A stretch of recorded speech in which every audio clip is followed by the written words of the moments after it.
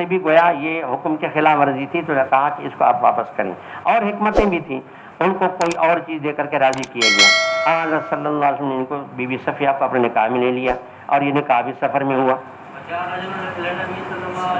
یا نبی اللہ آتے تدیت صفیہ، دیہ کو آپ نے صفیہ بنت حیی جو ہے وہ سیدہ قریظہ، یہ تو سردار کی بیٹی ہے، والنذیر دونوں بڑے بڑے قبیلے ہیں، ان کی سردار کی بیٹی ہے یہ، لا تسرع الا لک، یہ تو آپ کے لیے مناسب ہے۔ قال ادعوا بها، ان کو بولا، فجاء بها فلما نظر الیہا النبی صلی اللہ علیہ وسلم کو دیکھا، فرمایا آپ یہ کریں کہ اور جو قیدی ہیں ان میں ایک لونڈی لے لیں۔ قال فآتقها النبی صلی اللہ علیہ وسلم وتزوجها، آزاد بھی کیا اور اس کے ساتھ نکاح بھی کیا۔ فقال له ثابت یا ابا حمزہ، یہ حضرت انس کا کنیہ ہے، ثابت جو ہے نا یہ کیا نام، ثابت بنانی، یہ ان کا شاگرد ہے، اس کو صحابی حضرت انس کو کہا اے ابو حمزہ مہر کیا دیا؟ قال نفسہا، بس اس کا نفسی مہر بن گیا، آتقہا وتزوجہا، اس کو آزاد بھی کیا نکاح بھی کیا۔ تو مقصد یہ کہ یعنی اصل میں ان پر کچھ بدل کتاب رکھا گیا تھا اور وہ معاف کر دیا گیا، تو گویا کا انجام جا کر کے یہ بنا کہ گویا خود اس کا جو نفس ہے یا جو اس کا اعتاق ہے وہی مہر بن گیا۔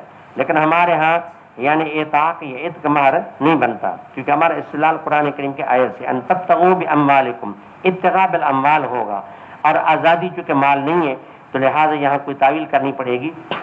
آتقا وتزوجہا حتی اذا کان بالطریق جہزتھا لہ ام سلیم، تو رخصتی کے لیے پیش کیا ام سلیم نے بی بی صفیہ کو، جیسے ہوتا ہے کہ یعنی جب رخصتی ہوتی ہے تو تیار کر کے وہ دلہن دے دی جاتی ہے، تو یہ سارا کام ام سلیم نے کیا۔ فعادتھا لہ من اللیل، رات کے وقت میں ان کو پیش کیا۔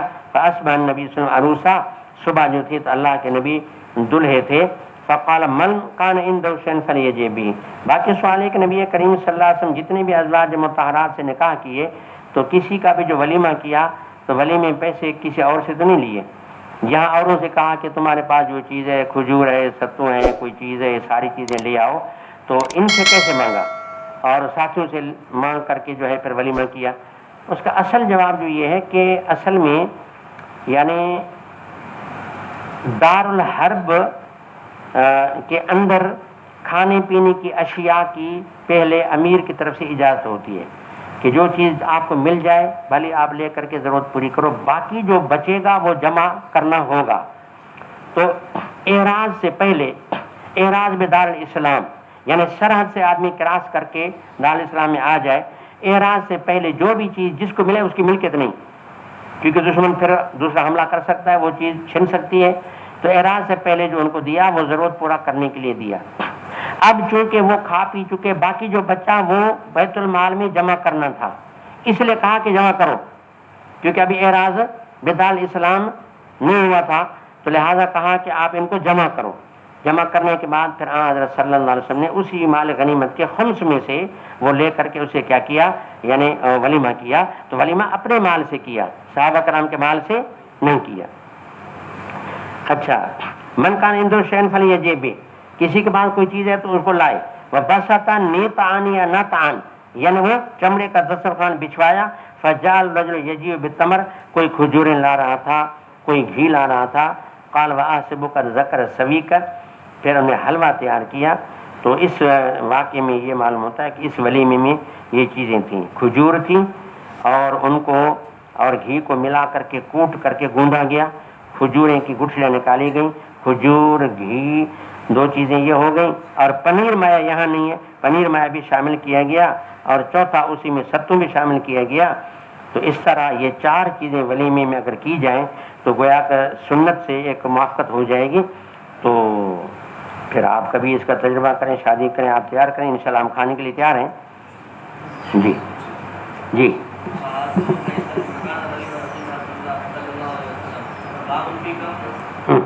جی جی مطلب یہ کہ کوئی خاص مقدار متعین نہیں، عورت بھی صرف نماز میں ایسے کپڑے کہ ان کا سطر ڈھک جائے، بس اتنا کافی ہے، دو دو کپڑے تین کپڑے کی ضرورت نہیں، ایک کپڑا بھی اگر لمبی چادر ہو پورا بدن اس میں ڈھک جائے تو وہ بھی صحیح ہے۔ قال اکرمہ لو وارت جسدا فی ثوب جاز، اگر ایک ہی کپڑے میں پورے بدن کو ڈھانک دے تو بھی جائز ہے۔ قال حدثنا ابو اليمان قال قال اخبرني عروه ان عائشه رضي الله تعالى عنها وعنهم قالت لقد كان رسول الله صلى الله عليه وسلم يصلي الفجر فشهد معه نساء من المؤمنات متلفعات في رؤوسهن ثم يرجعن الى بيوتهن. اب یہ ہے کہ صبح کی نماز پڑھتے عورتیں بھی جماعت میں آیا کرتی، لمبی لمبی چادریں لپیٹ کے آتی، پھر گھروں میں چلی جاتی اور پتہ نہ چلتا کہ وہ کون ہے. تو بہرحال اس میں استدلال بین طور ہے کہ دیکھیں ایک کپڑے میں بھی عورت نماز پڑھ سکتی ہے. استدلال کیسے ہے؟ وہ اس طریقے سے ہے کہ دیکھیں لمبی چادر کے پہن کر جو آتی تو کبھی اللہ کے نبی نے یہ نہیں پوچھا کہ لمبی چادر کے اندر بھی کوئی کپڑا ہے یا صرف چادر پہن کے رکھی ہے، یہ کبھی بھی نہیں پوچھا. تو معلوم ہے کہ اگر کسی کا اندر کپڑا تھا تو بھی نماز اس کی صحیح تھی، اندر کسی کا کپڑا نہیں تھا اوپر لمبی چادر تھی تو بھی نماز صحیح تھی. تو معلوم ہے کہ اس سے ترجمہ ثابت ہو گیا کہ شرط یہ کہ جسم ڈھک جائے، تو اگر ایک کپڑے میں ڈھک جائے تو بھی نماز عورت کی صحیح ہے. جی چلو میں فی الحال